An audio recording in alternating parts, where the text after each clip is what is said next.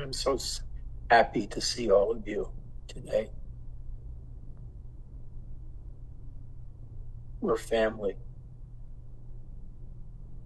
We've been together a long time, some of us.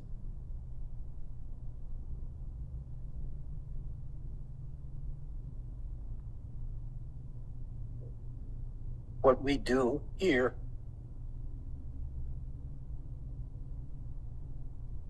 is really to investigate the mind. Your mind. Your mind, Mark.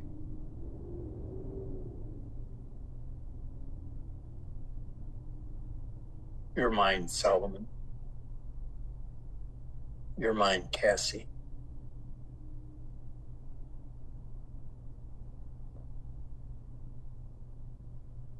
One of our usual members isn't here today. He had a stroke, and his condition is still, I guess, iffy in terms of his future health.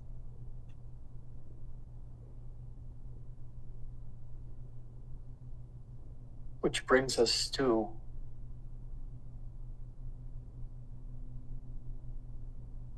even when we're on our deathbed,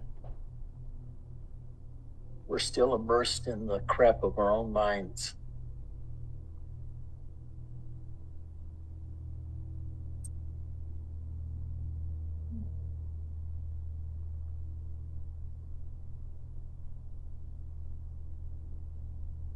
Actually, the mind is a wonderful thing to waste away, so we can approach the world without the mind, without our minds. You know, every aspect of our lives and of the world's behaviors and thinking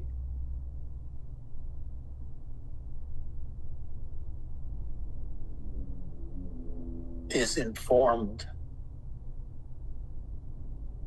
by all the ideas and rules we live by.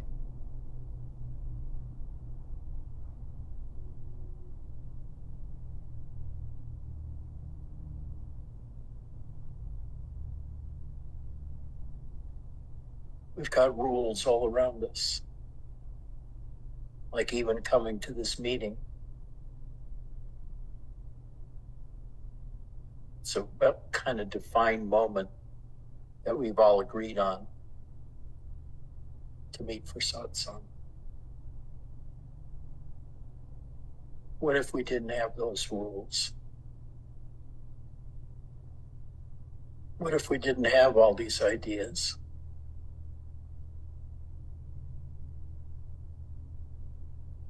Well, I guess then we would be like babies, crying every time we felt uncomfortable.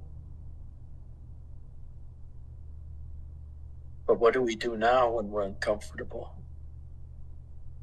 We verbalize it and try to draw other people into our web of thinking.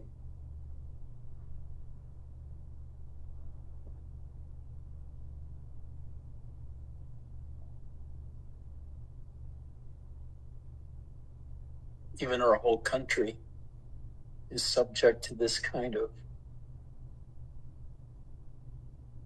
thinking.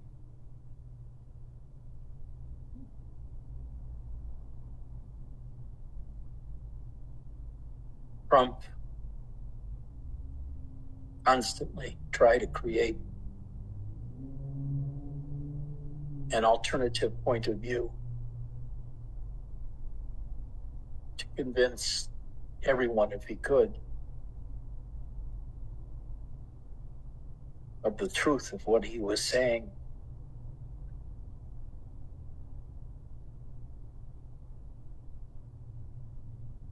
Fortunately, he didn't get over 50% of the country to agree with him.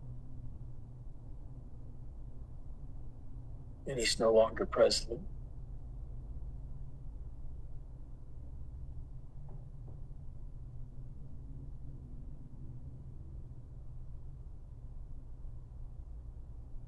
But it's so hard to accept the concept that our mind is the enemy.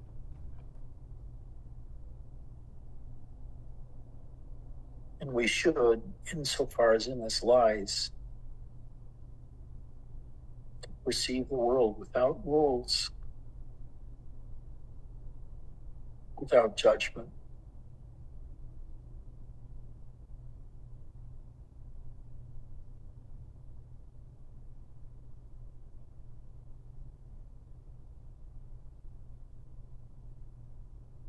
Just relax. Relax your mind and all the criticisms it has, all the mistakes it makes,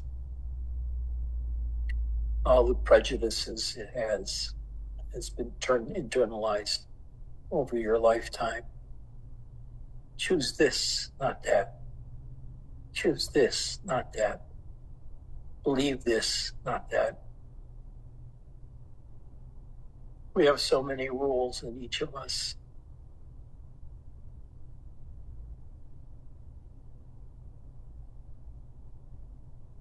Just think of it. All day long, we live by thinking instead of being immersed in a world that keeps changing and is formless. We impose form with our minds. We enforce rules and make them general and applicable to everybody through laws.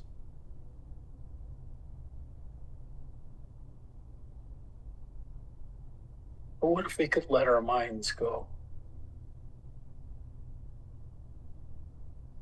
We can, you know.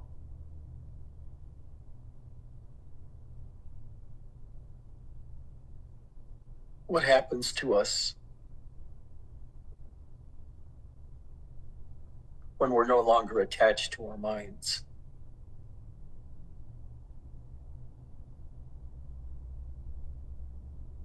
Think of it just for a moment.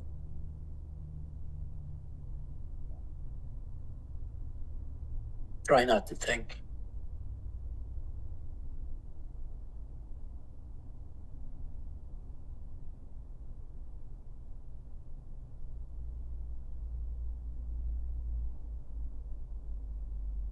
Think of it for a moment. Try not to think.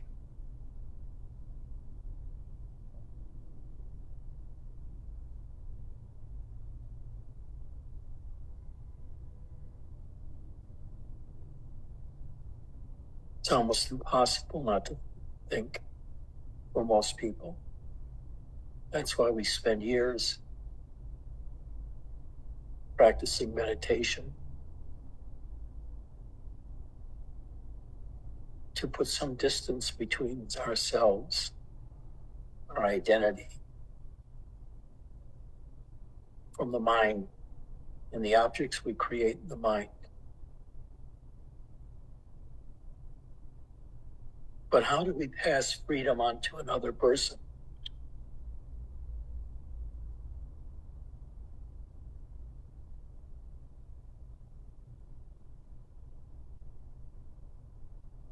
How do we get to have people,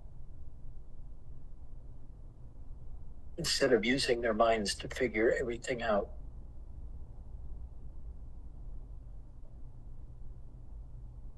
just to approach every situation in life with an open acceptance of what is?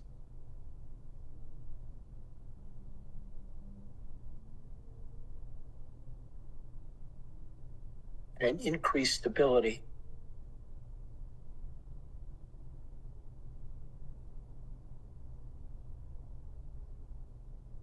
To think to ourselves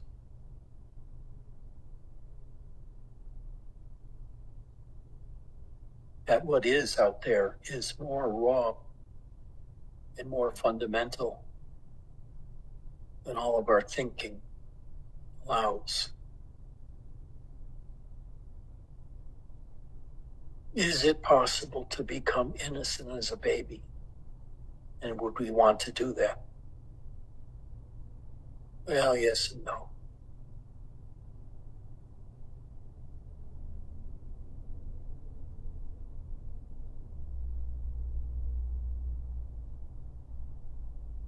We should learn.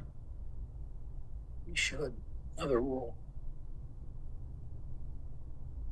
Live without mind,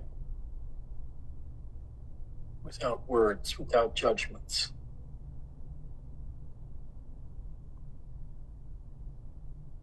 To feel our bodies fully. To experience our experiences fully, without being described at every moment by the mind. And then to judge that with our minds.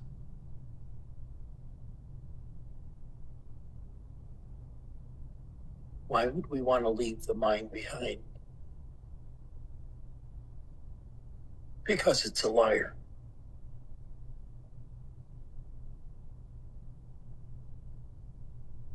Thinking is made up of thoughts, words, concepts.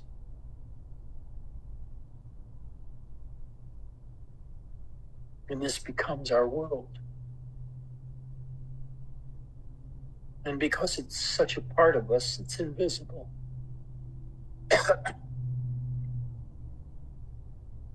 We have to get somebody to say, pay attention to your mind, in order for us to be even aware of the mind.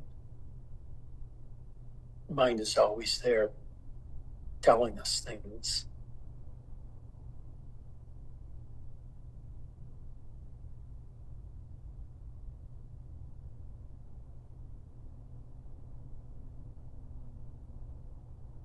Trump was always out there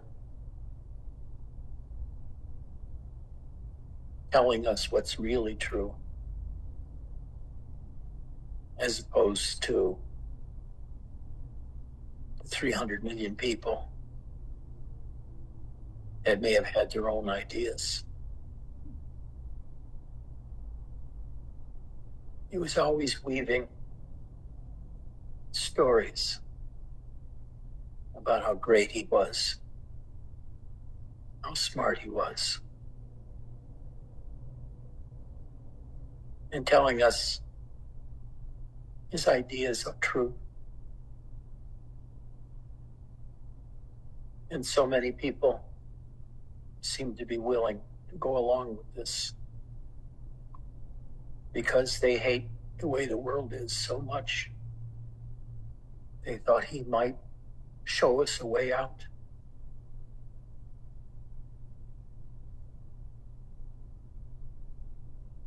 But what he was showing us was his own blind ambition and thoughts about how he could convince others to make his vision alive, and the only one.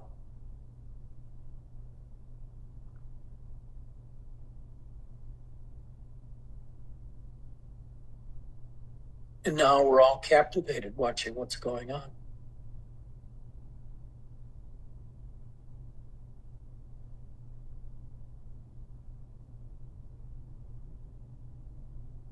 It's one set of rules which we've lived by since the beginning of our republic, versus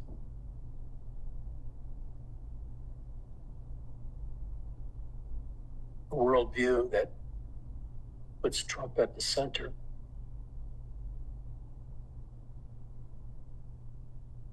And urges us to follow him blindly.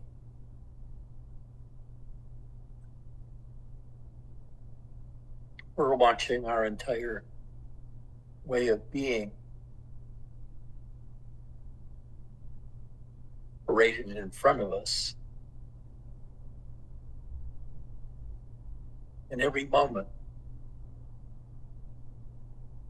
We need to withhold judgment and just watch. When we make a judgment,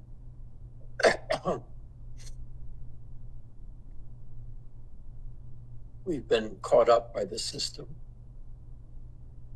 whether it's a Trump system or a Biden system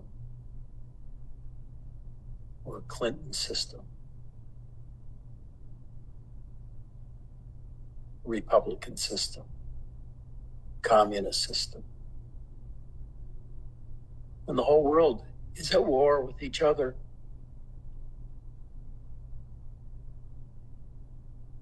Because everybody has their own rules and their own systems, and society hasn't been able to perfect a way of being without these internal rules fighting each other. Our lives are constant battles between various points of view. We hang around with people that think like we do. We join political movements where the views both best represent our own personal views. We feel comfortable when we're in agreement with those around us. When we don't feel that agreement, there's tension. And you know, that tension is all mental.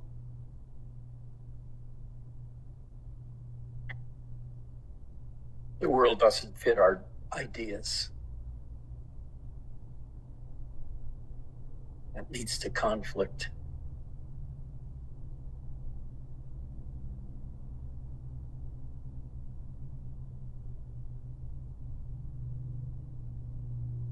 There's no peace there.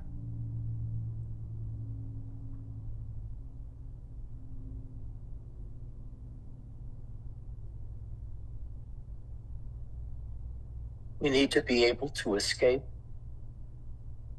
the tyranny of the mind.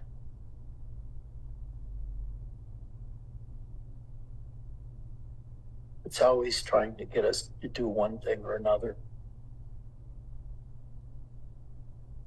And we can be an active participant or oppose it.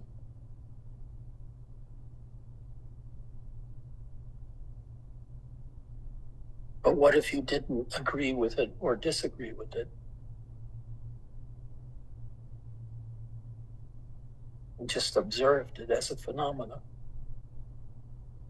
without judging whether it was true or appropriate, or right or wrong. You see, then we would eliminate all conflict within us about the world and ourselves by not verbalizing any difference or conflicts.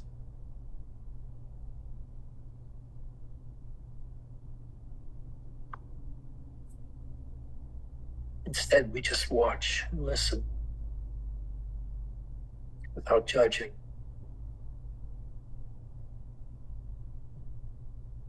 What does that do?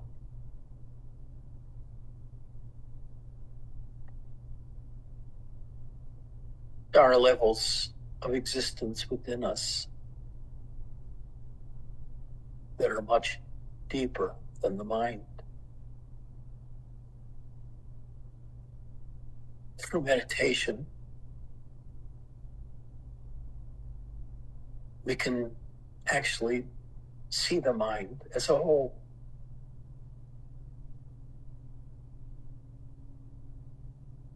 And also see that the mind isn't us. And how it sees the world isn't necessarily true. It's just one way of seeing.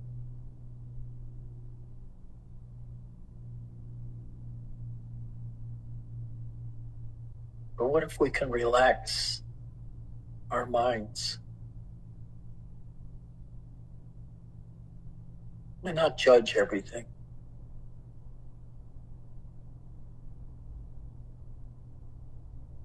And you be without words and without judgments. And begin to explore what we are at much deeper levels than that of understanding or rules or concepts. To be without concepts and to be within ourselves and without making a judgment or having a thought. Just experience ourselves.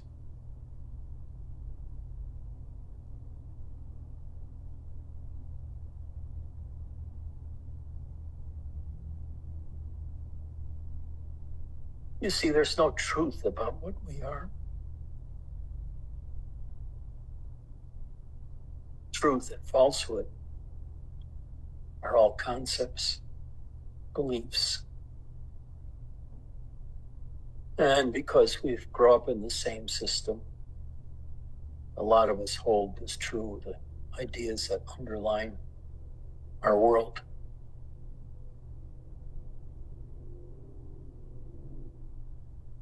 But what if we were free from all those ideas and concepts,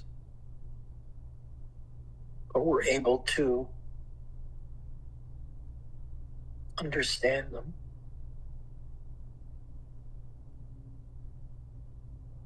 and not use them as a club to force other people to be the way we think they should be?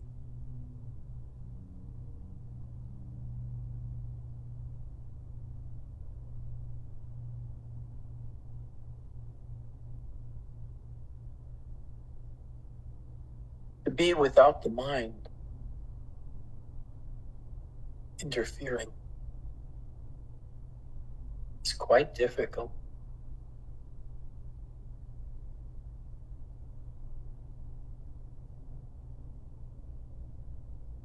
We're more or less educated to be swift of judgment about things in our lives.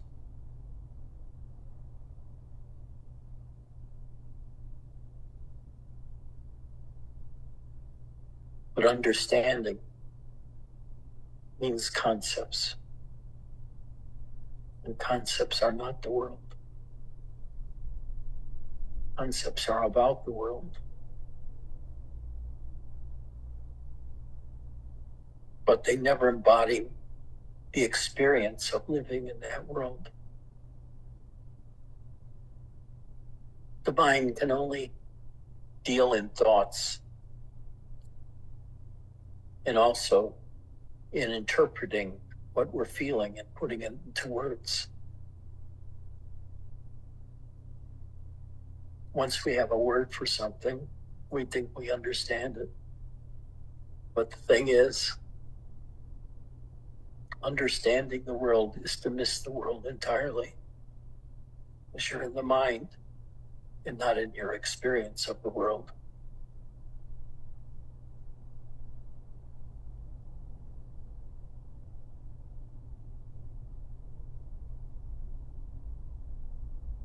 And you live without your mind.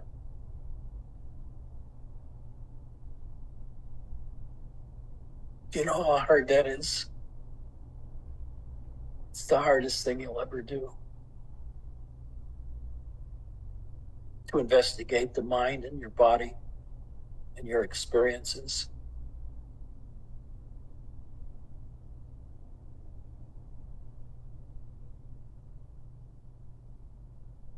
But then throw the mind away so that you experience each moment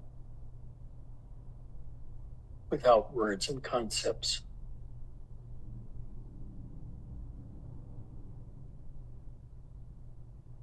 Well, this leads to peace.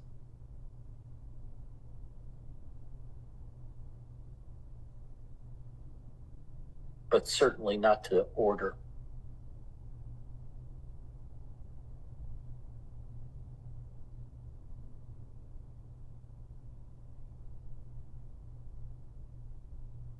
Because the mind creates order and suppresses disorder. So we have to have a common language, common rules, common laws. Insofar as we do that, there's peace. I got a call from 800 something or other. Think I should pick up?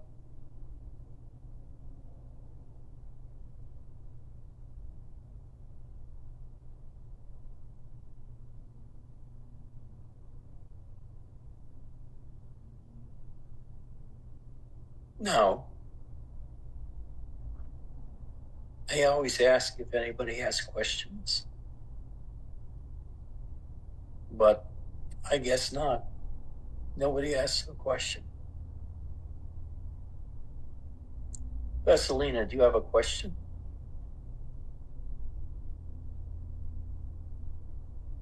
No, I don't. Adam, do you have a question?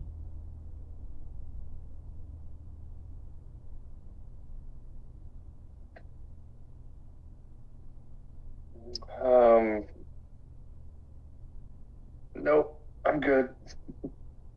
Well, actually, I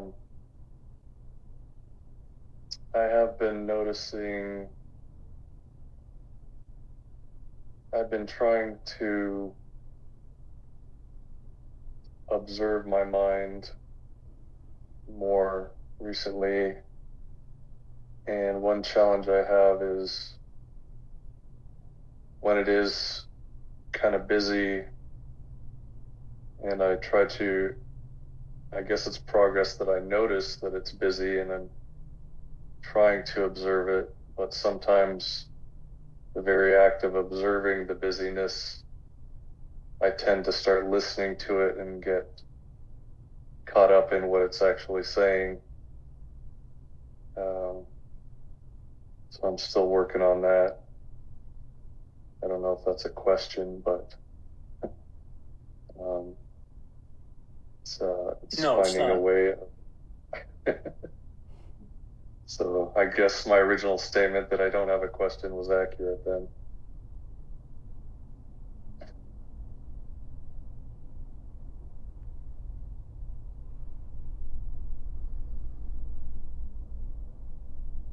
We have some new people. Maybe Lorena has a question.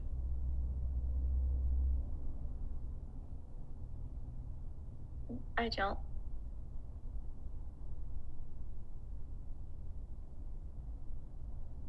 Jackson, do you have a question?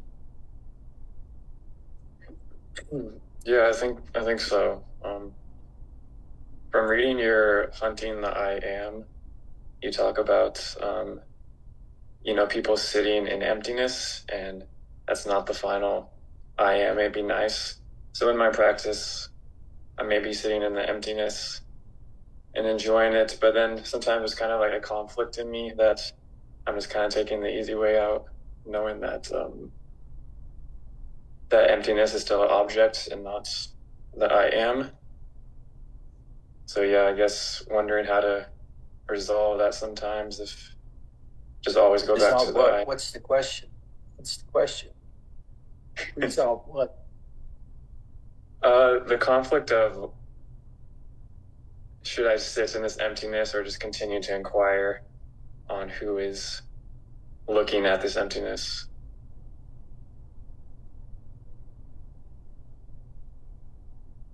Why would one want to do that? Why would one want to inquire? I don't really know what the question is. What's the value of emptiness? I Is guess that what you're asking? Well, if you're sitting in emptiness, but there's still an observer, I'll have a conflict in myself about it sometimes and keeps me from enjoying it. So I guess the question is, how should I resolve that? Just relax into it. Don't even worry about the observer. Just enjoy the experience. No, really, you have to understand that most of us live in our ideas about the world, relationships, and everything else, and not the world itself. And do we really have to know what the world is like in order to live?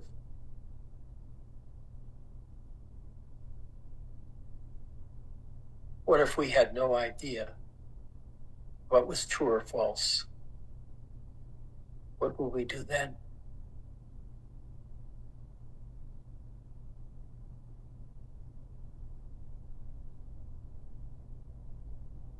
Well, for one thing, but I could go many different ways. But what I'm trying to point out is that the mind is a dictator, and our minds have been trained from very early on about the rules of the world rules of society, the laws.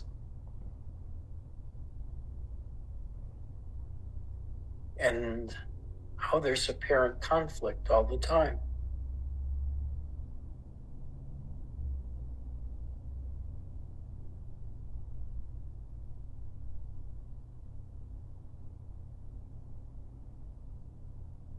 The most important thing we have to hang on to is there no such thing as truth. Truths are ideas. And you'll never get universal agreement as to which ones are true when you're in a non-homogeneous society.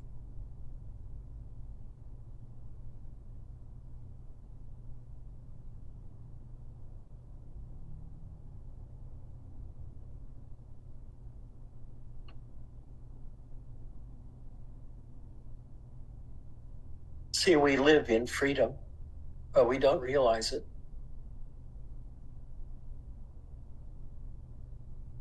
Because although we live in freedom,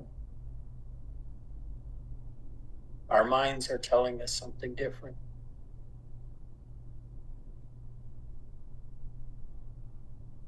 Our minds are telling us our ideas of the world are true.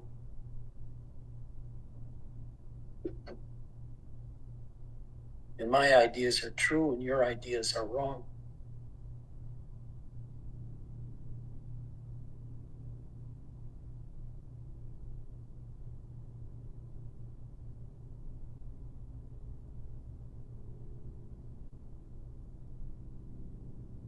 How can there be truths when you have 4 or 5 billion people? I don't know how much we're up to now. 6, 7 million, billion people. Do you know how hard it is to get 6 or 7 billion people to agree on anything?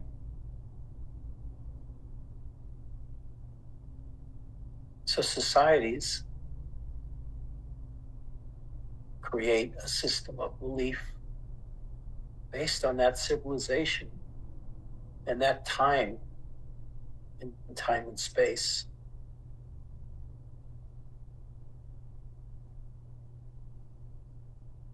And we hold these rules, as they say, to be self-evident, but they're not.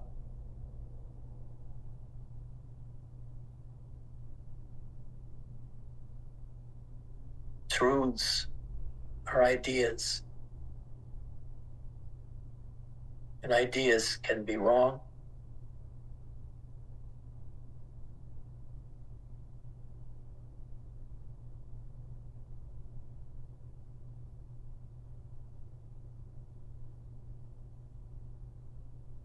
And to say that some are right is incorrect.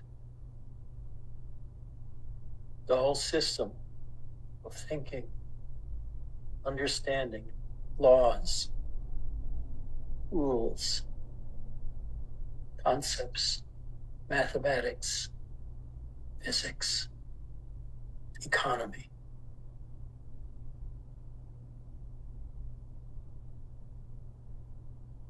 They apparently work because the world's still in existence and we're not all dead yet.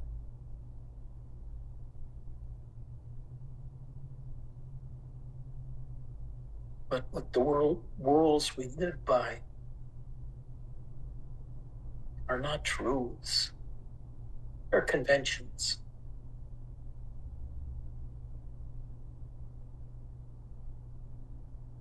Wei Ning, sixth patriarch,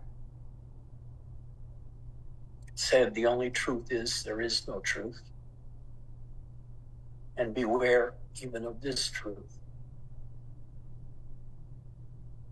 Free yourself from the mind.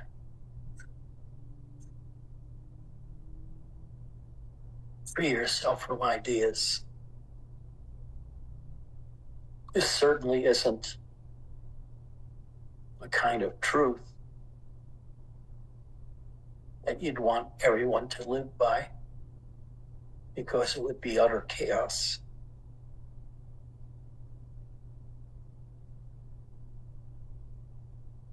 So we're brought up believing that certain truths are true and certain truths are untrue. Certain statements are untrue. Other statements are true. But this is only approximately so. Words really don't describe reality very faithfully, because they're words. And words aren't reality. Really, they aren't truths, only concepts.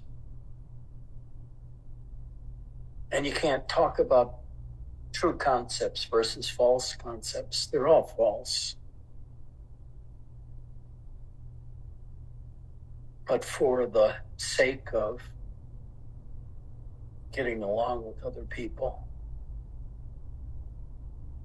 we act as if certain rules should be abided for the sake of all of us.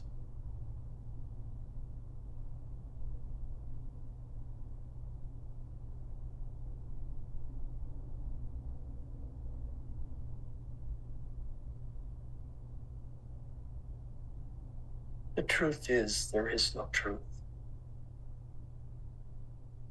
The so-called truths are just ideas. And civilization and our society determine which are true and not true.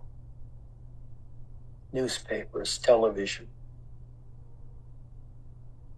all day long, inculcate us deeper. Isn't that strange? There's still a difference between Republicans and Democrats. What they believe, who they believe. And the other side are evil.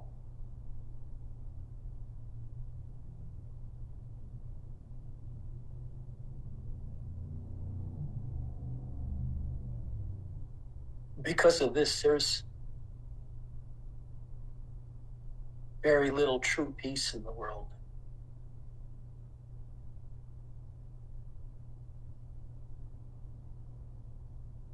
The whole strategy of the latter half of the 20th century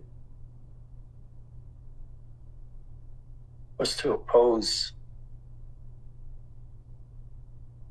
what we might call Western concepts of liberty and freedom versus systems that were closed, dictatorships,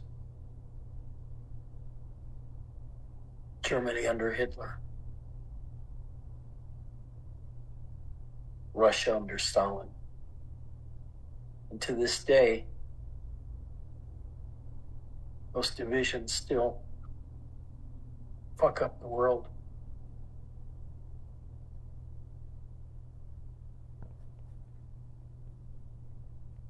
So we create a United Nations to try and coordinate all these different points of view. An American point of view, a German point of view, an Italian point of view, a Russian point of view, so that conflict might be minimized. But actually the clarification of what we think we are and the world in terms of concepts, it's not true. Words are not true.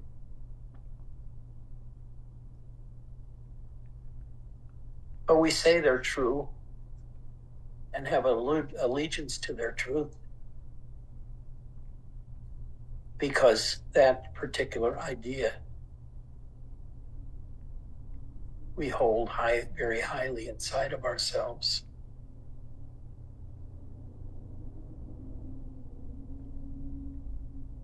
And when somebody challenges our point of view, it creates a conflict.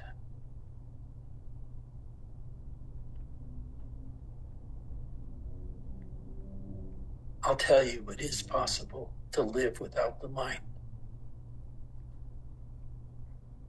I mean, the mind can be there, but you can not touch what it's telling you about the world. We express everything. We think that's a great thing to be able to express things truly and clearly. But when we do, we realize that there's opposing points of view, which can be just as valid.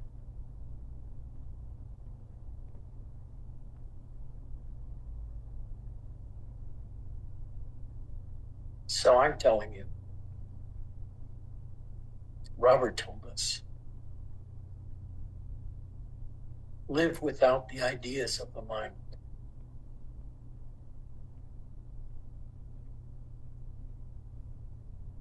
They are plaything things. Don't take them too seriously.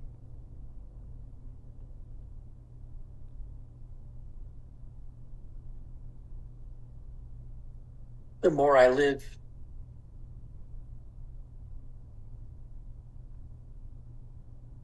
the more I understand how there are common threads of understanding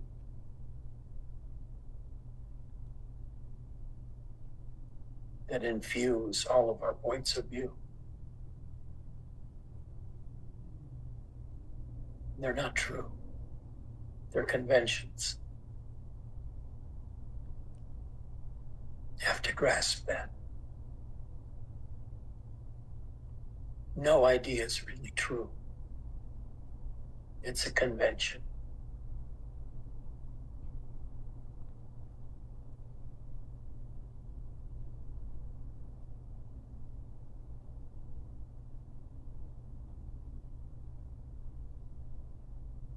There's no king of truth, no queen of truth.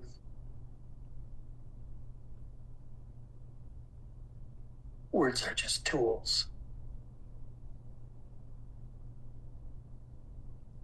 Words create.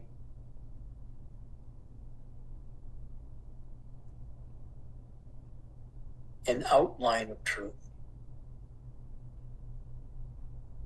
that we tend to accept or reject and live by or not live by. And when those truths conflict, we can have war or battles.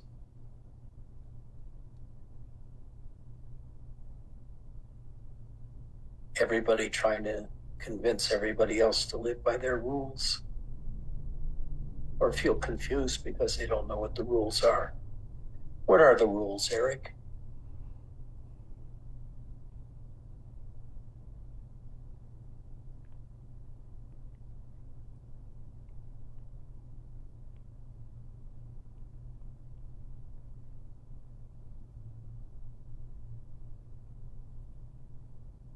I watch Mark, he's always thinking,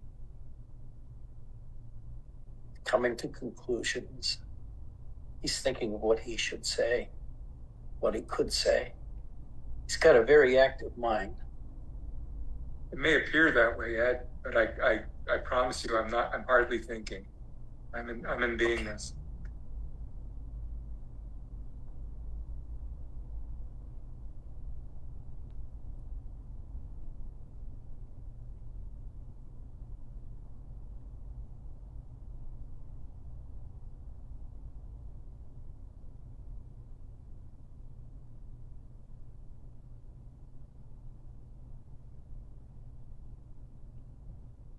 Just let go. Let go of the need to understand or of truth.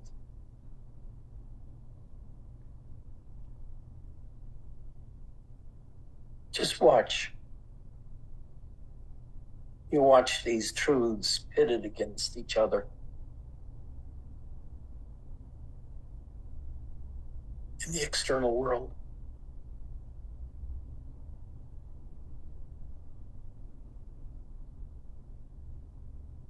It's these ideas which we hold to be true that create the problem.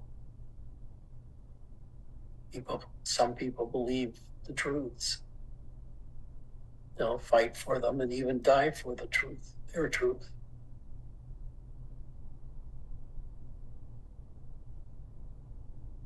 And is that worth dying for? Whatever truth it is.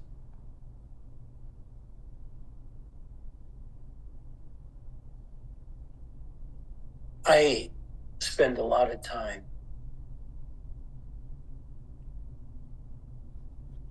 doing nothing because there's a refreshing depth of unknowing.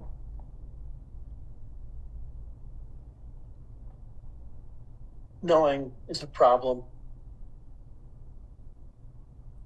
in the sense that we're giving allegiance to a concept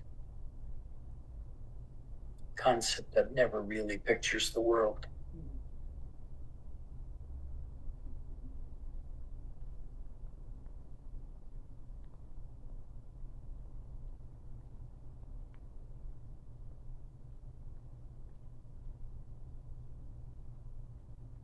My cat next to me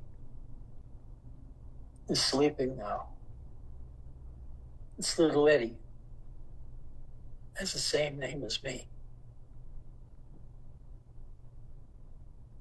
Right now he's sleeping, and he's every now and then interrupts his sleep with a kind of groan. It's not because he's in pain, but that's the way he sleeps. Groans.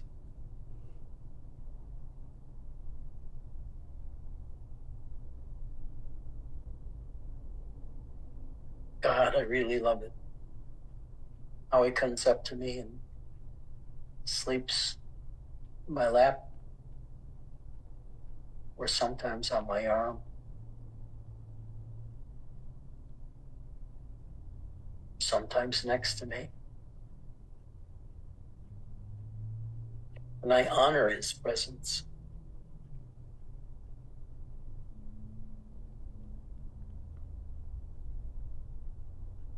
How deeply do you love your pets? your cat, your dog, your gerbil, your rabbit, your horse. I think humans have a capability of loving that's so deep when it involves another being that they want to be around.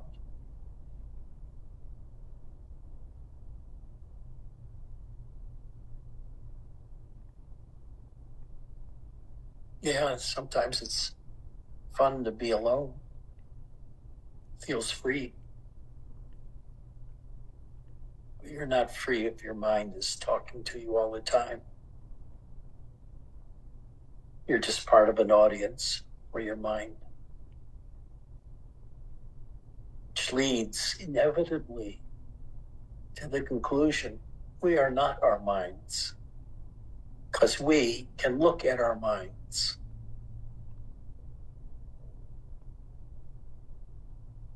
Our minds are separate from what our sense of identity is.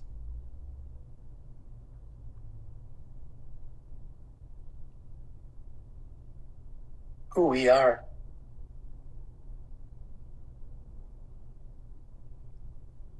really has nothing to do with our minds. But our minds demand of us a desire to understand. At least it was with me that way. I was always searching for truth, words, understanding, concepts in physics and mathematics, Buddhism.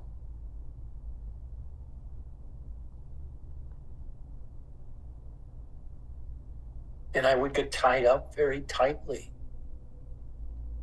in these concepts, trying to understand them, trying to articulate them, trying to expand them, trying to test them against the world.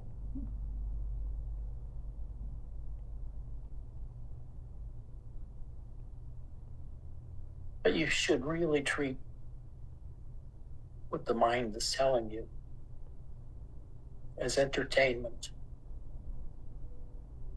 and not as invariable truth.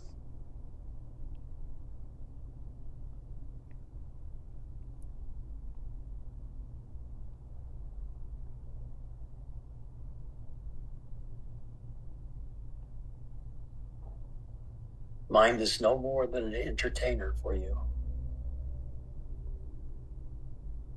You play with it all the time. You know it to be truth itself. But you're not. It's only concepts in our heads that we all hold as true, which keeps us from killing each other all the time.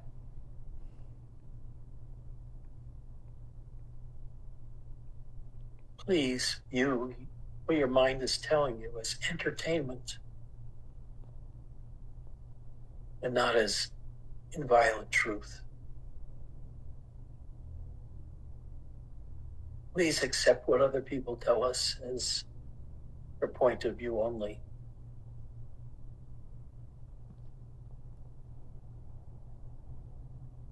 Come here. Come on. Here's my other pal, Radha. She's our oldest kitty. She's 12 or 13. I don't know how old she really. But she loves to go to sleep on me. And when she dies, I'm going to be heartbroken. And she will.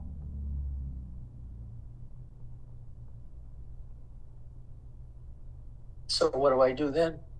I get a new cat. And reattach myself to a new cat.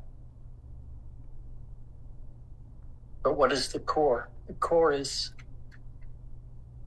feeling love and attachment and identification with her as my own.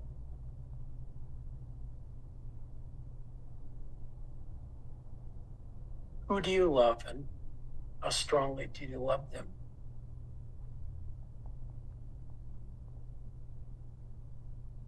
Do you love them because you grew up with them? They're your mother and your father, your sister and your brother.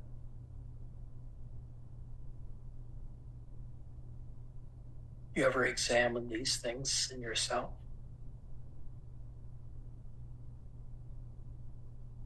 Why do I love that son of a bitch? Everybody else may hate him, but I love him.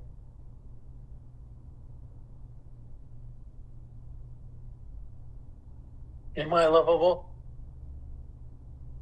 You ask that of yourself. Am I lovable as I am? Or is there some paradigm I should live by in order to get more love? That's why we join groups, to find co-lovers, to be around and unchallenging. Except we have people that love conflict, so they love to engage in conflict as an outsider, because they'll never be an insider unless their rules win everything and our old realities replaced by theirs.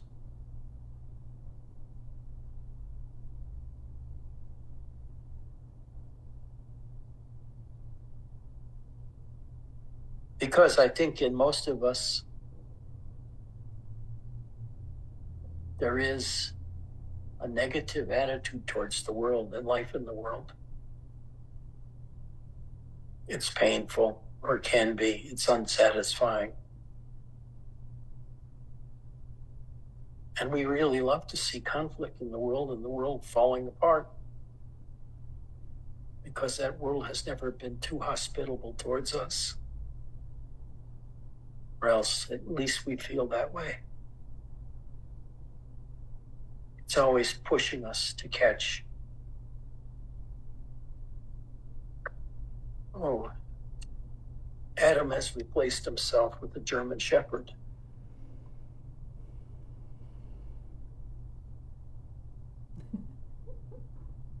And a finger, thumb. Edgy, if I may interject, how you doing? The question that Jackson posed, I'm not sure that there was a direct answer to it. What you said was good, but it was very broad. Would you agree? What did Jackson say? If I may paraphrase you, Jackson, he said that when he goes into nothingness, he enjoys it, but he notices that there's an observer there. And the fact that there's an observer there bothers him and brings him out of it. Is that what you said, Jackson? Yes, that was what I was trying to say exactly. Try it again. Restate it. Restate it? Yeah. Your question. Yeah. Now that So you when understand from Mark what you are really saying. Yeah, when I enjoy nothingness, the having something observing that nothingness, I guess, yeah, creates a conflict. And Why? will pull me out of that nothingness. Then I think of the nothingness as an object and not something I can just sit and enjoy, I think. But in your response, I feel it really did help with my question.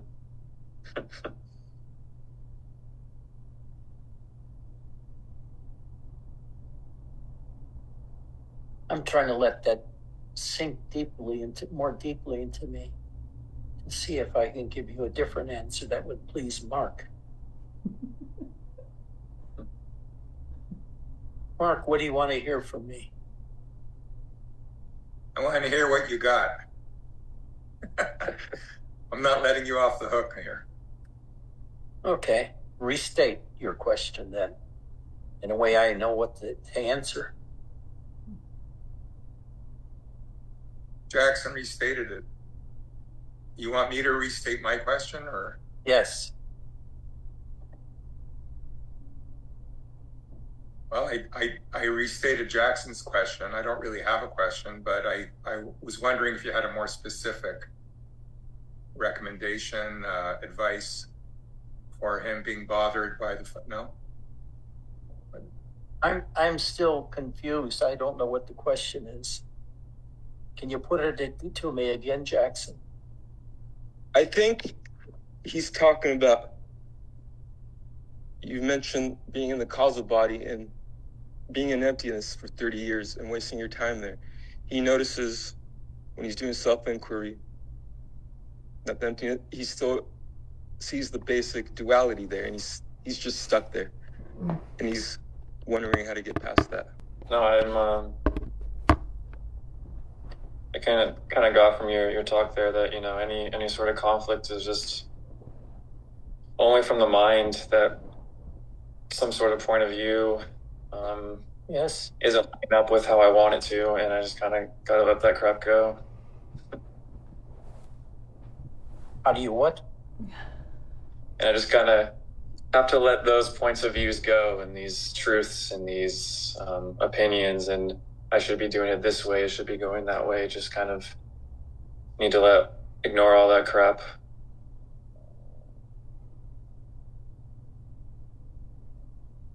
It goes deeper than that. It's like the mind has nothing to do with you. It's a kind of talent that everybody has, an ability to think. But the thoughts we think are never reality. They may seem to conform to the reality that we know or not. But thoughts and the mind are not the world we live in. They form pictures of the world. And my picture may be different from yours. And we can articulate it. And when we do, we often fight about it. Well, my picture of the world is more accurate or truer than your picture. Your picture sucks, Jackson. How does that feel? How does that feel? Don't listen to your own mind. Listen to my mind. My mind is about freedom. What is your mind about? And by freedom, I mean the ability to live without checking your mind all the time. What it's saying, and what's true and what's not true. It's a horrendously difficult task to free yourself from your dependence on your own mind and the truths that your mind creates. It's all false. Your mind is full of shit. And if you took that point of view, it would help you a lot, even though it's only a partial truth.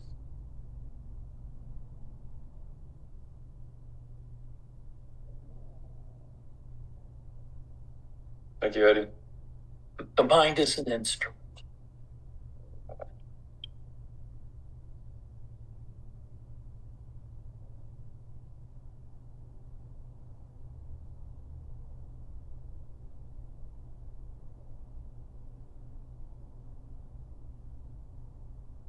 I just realized now that the lens has dropped out of the right lens of my glasses. So I was looking through an empty lens on this side.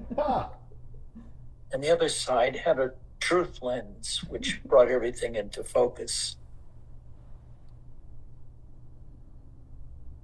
But it creates a conflict because I see 2 points of view simultaneously. Which one is true?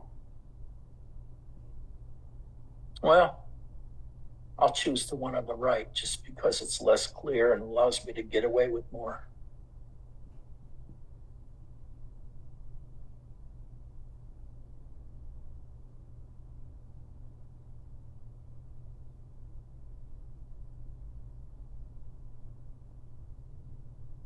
There are certain truths that a lot of us seem to live by.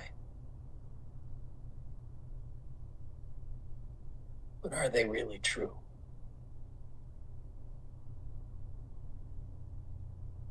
One such truth is love is the fundamental or the essence of being a human being.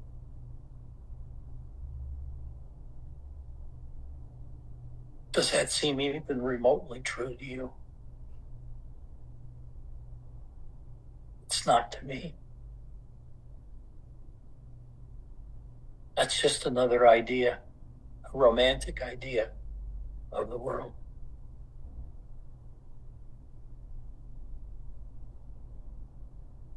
I see people doing the most fantastic things in the name of love, including being very destructive, because they're trying to bring the truth to me. And it's not my truth. They don't convince me of their truth is true or should be placed above my own.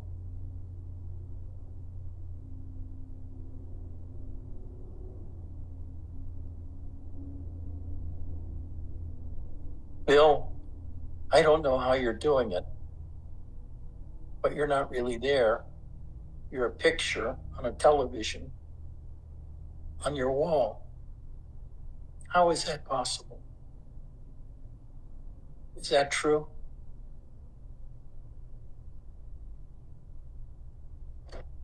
I don't know, but I've kind of been here for almost 2 years.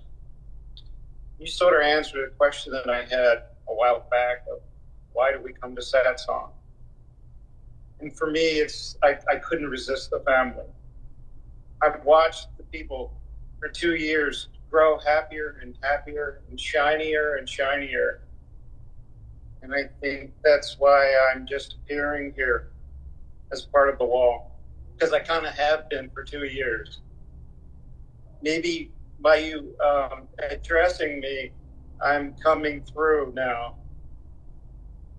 This is the beginning of coming through to Satsang. Okay. I still don't get how you can be a picture on the wall and be talking to me. Am I moving? Yes? Oh, okay. Well, for some reason, when I pull up the Zoom meeting thing, it has me as that, as part of that. And I haven't made any adjustments or anything. I didn't even realize that I looked like the picture on the wall. So you never had Was it a background?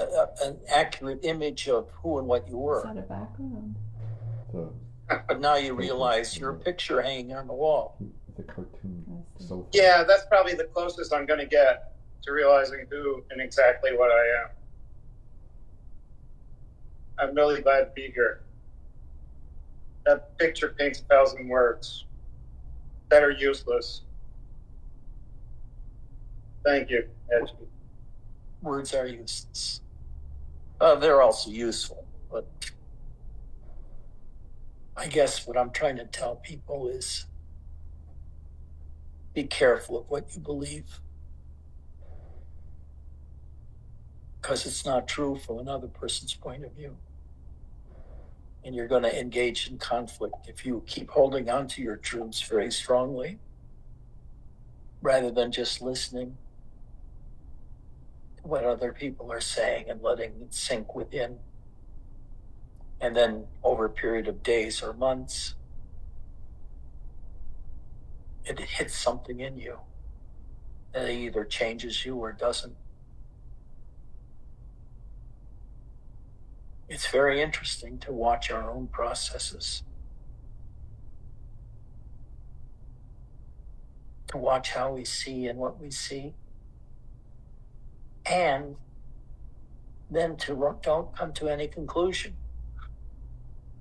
to be without any idea of the world or what's true in the world. Immediately people think of, well, isn't there going to be terrible conflict? I think there's terrible conflict now, with the way things are now.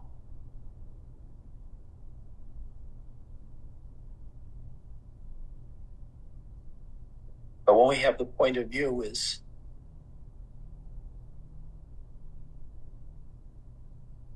that truth can never be put into words, because as soon as it's put into words, it's a concept. And the concept is always about the world, or ourselves, or mathematics, or physics.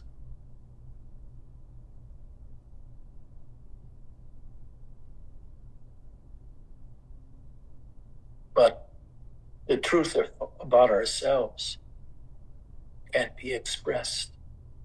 It can only be. As soon as we try to wrap these truths or concepts around us or others, we delude ourselves into thinking that we know what the truth is. Truths, so-called truths, are only opinions. They're only opinions.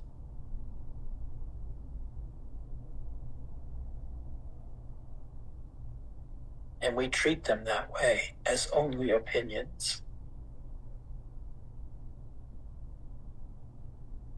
And when we talk to other people,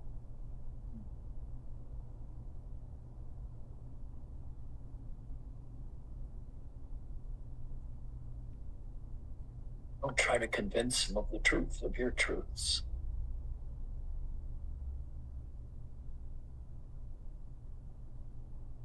You can listen to their truths that they're telling you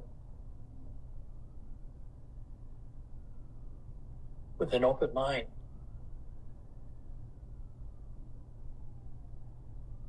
And then seeing,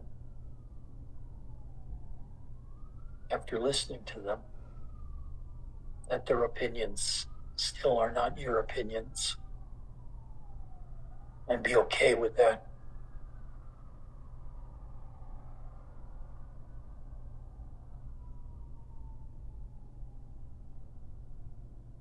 And then we can do that without any judgment about what's right or wrong, who's right, who's wrong.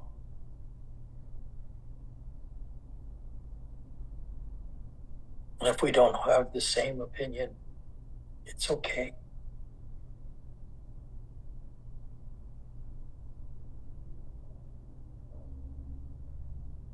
It's much harder to see that in our daily life than watch an immigrant come to the United States, not knowing anything about the United States, maybe having opinions that he's heard. But watch that person try to adjust to our society.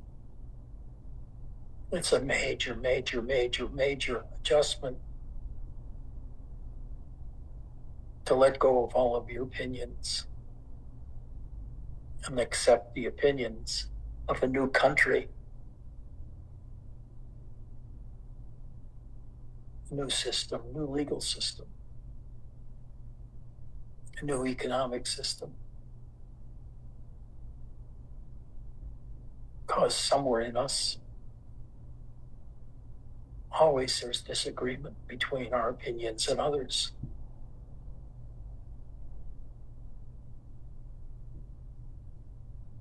But we have to learn to live peacefully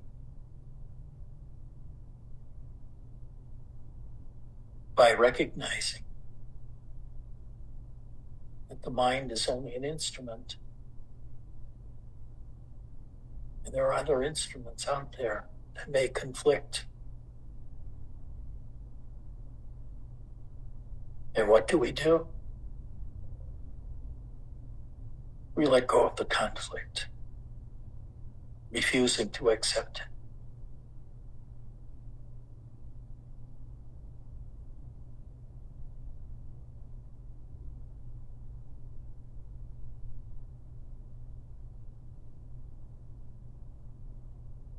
Mark, I reject your point of view.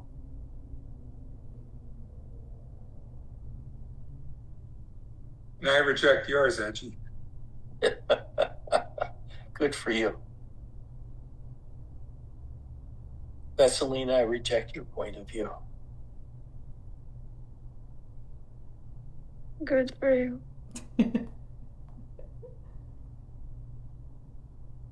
Thurston, I reject your point of view. I'm blissed out and I don't care.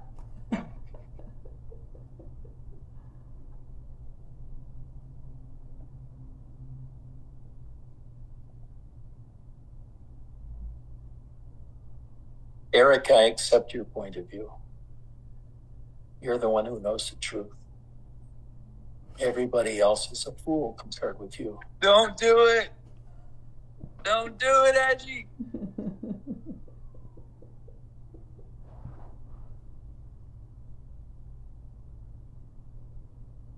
I guess we're all convinced here that everything we believe and know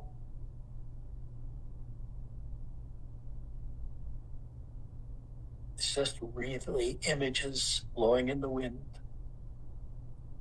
And we've caught a hold of a few, and other people catch a hold of a few. And thus we have different points of view and possible conflict. But what if we didn't think it was necessary to have agreement in order to get along? We can have our differences.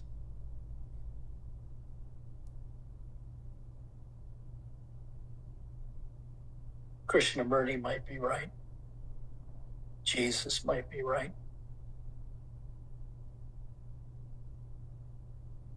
But Brenda's wrong.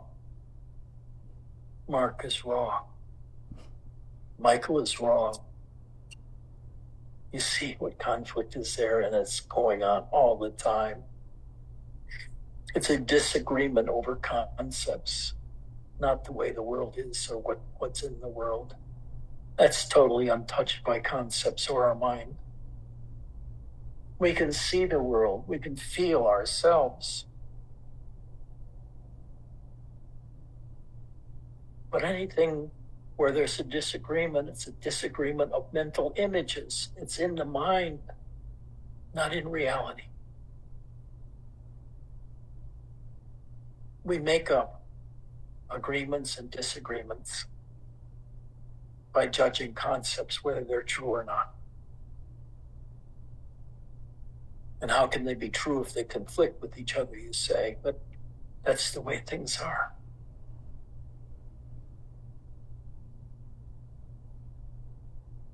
The mind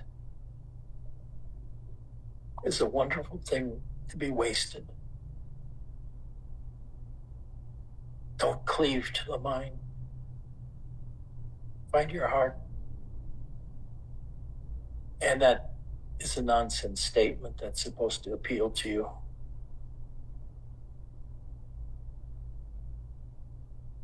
But what is prior to the mind. Existentially prior to the mind. Truths are secondary. Don't believe them. Just allow yourself to be in freedom with no concepts, no rules, at least during times of meditation. And you'll find that acceptance spreading in your life to all things, all situations. There is no truth. There's only concepts and agreements and disagreements about truths. But the truths aren't really there. They're just made up in the mind.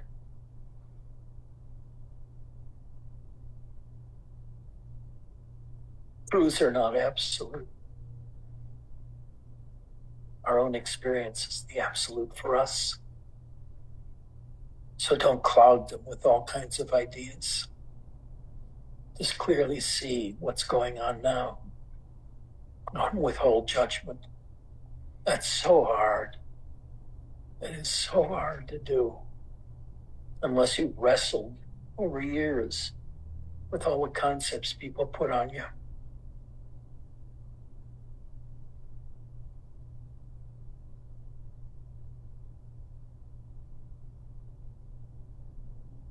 Let go of your mind. And initially what that means is you have to watch the mental processes within you. Watch what they're saying.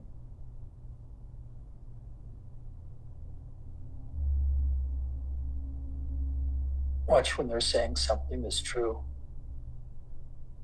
when you know it's not or feel it's not.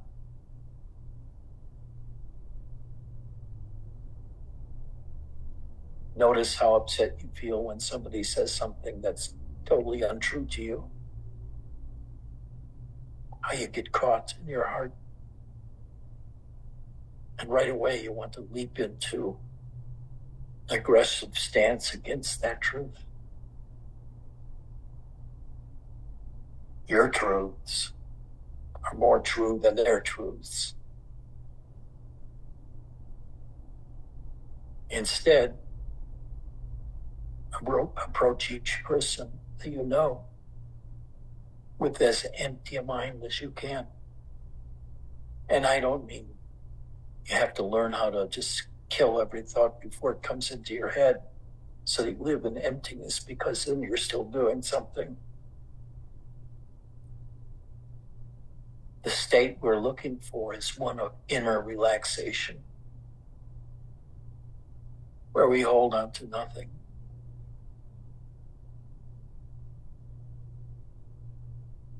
We don't judge, really. We can feel the conflict and be hurt by that feeling of conflict.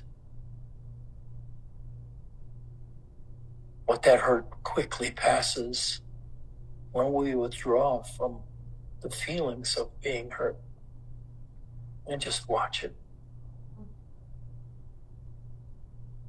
Are there any questions? Let go of truths. Yes, go ahead.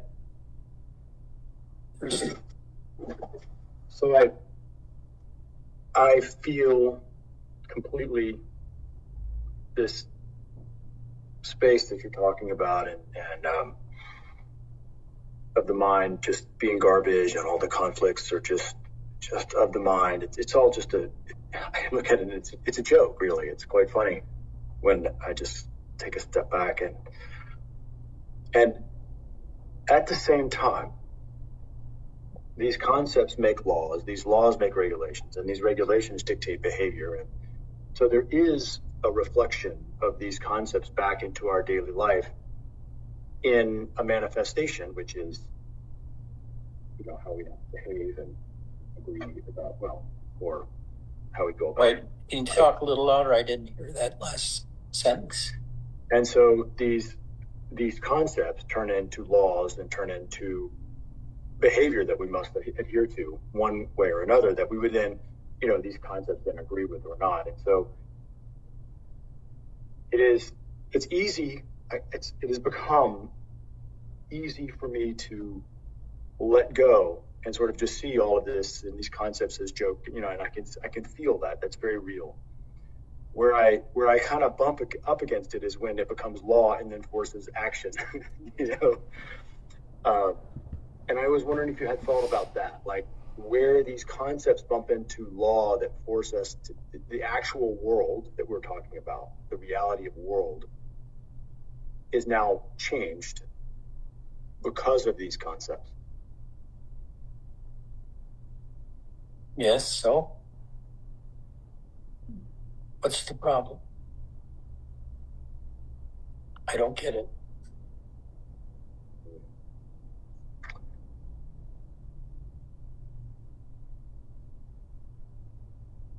What do you see as wrong there? Or as right? I guess that's more concept.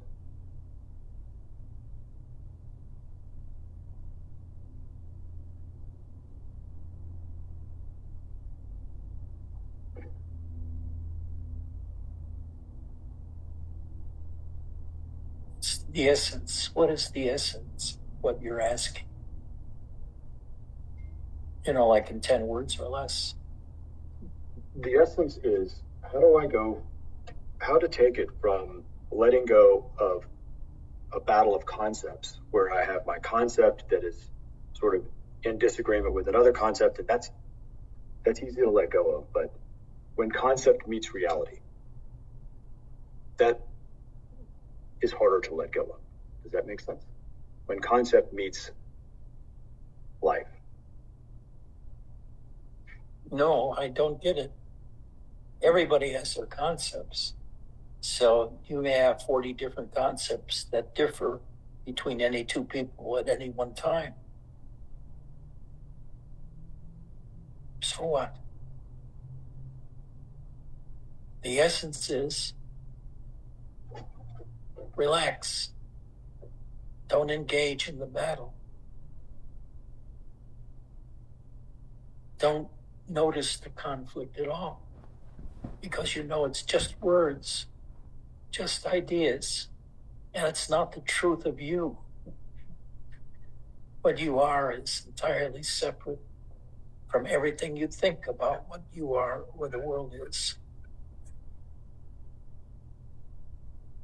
When you experience yourself without concepts, you feel at first a tremendous sense of freedom.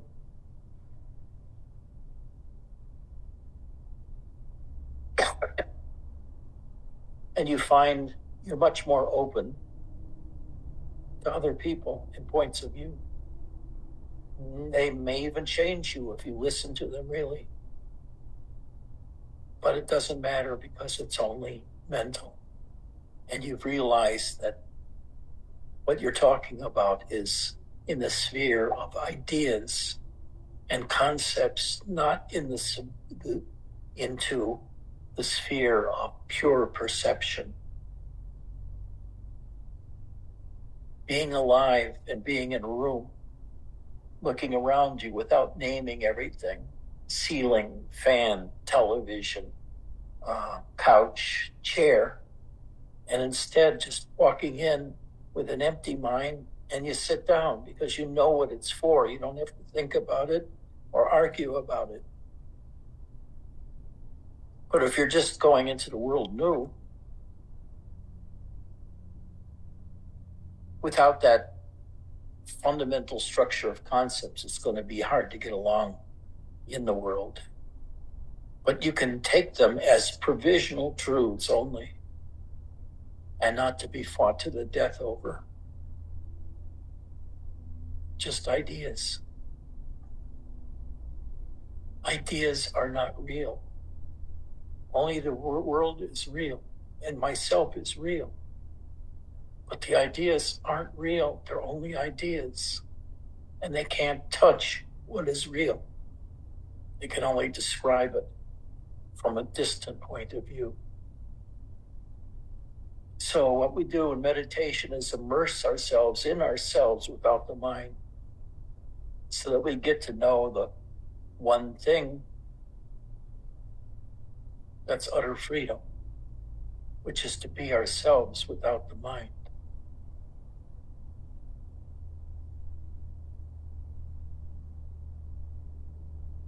In other words, we can relearn other points of view.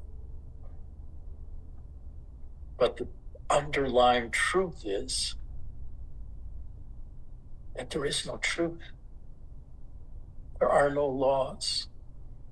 There are no concepts that are innately true. and others are false. These are just ideas, systems of ideas. And we shouldn't buy them.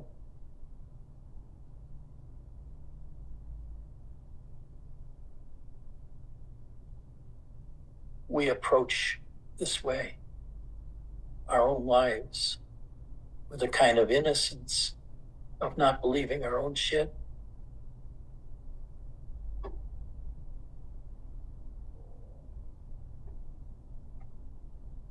Or how our shit fits in with other people's shit. It becomes a moot point, an empty point, a point we don't have to worry about. And what happens from that is you build a new center of reality in yourself that's not mind-based anymore, but it's perception-based. You feel your body. You can watch your mind. You can feel what your body's like being alive. And sometimes looking deeper, you can feel the life force within you that is more essentially true than anything you find out in your mind. Just sitting quietly, watching yourself, and watching yourself, watching yourself. You become more and more sure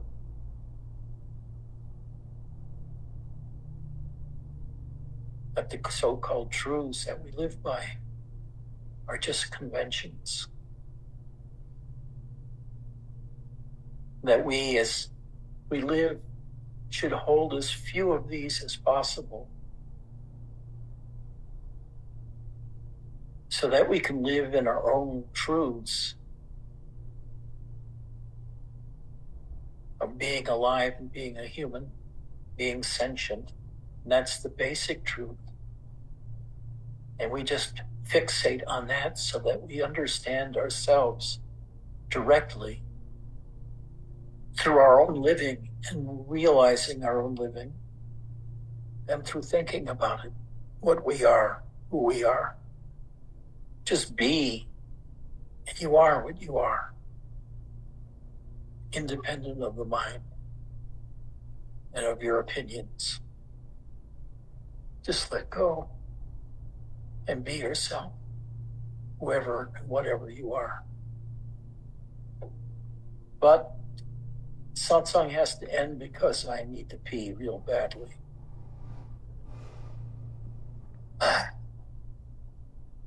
So I bid you adieu. I love you all. And wish for Ian to be okay. Thanks, Ed. Thank you so much. Bye-bye. Bye-bye. Anybody want to take over and continue this discussion? When you go, we'll all be here, so don't worry about I it. can't hear you. Oh, when you go, we'll still all be here, so you can, yeah. I'll assign a host to anybody who wants to be the host. Okay. Do that. Why don't you be the host? All right, I'll be the host. But I got to actually go to see Ian in hospital soon, so only for a little bit. Oh. Okay. Okay. Love you, Eddie. Love you too. I love all of you. Some more than others. I won't tell you.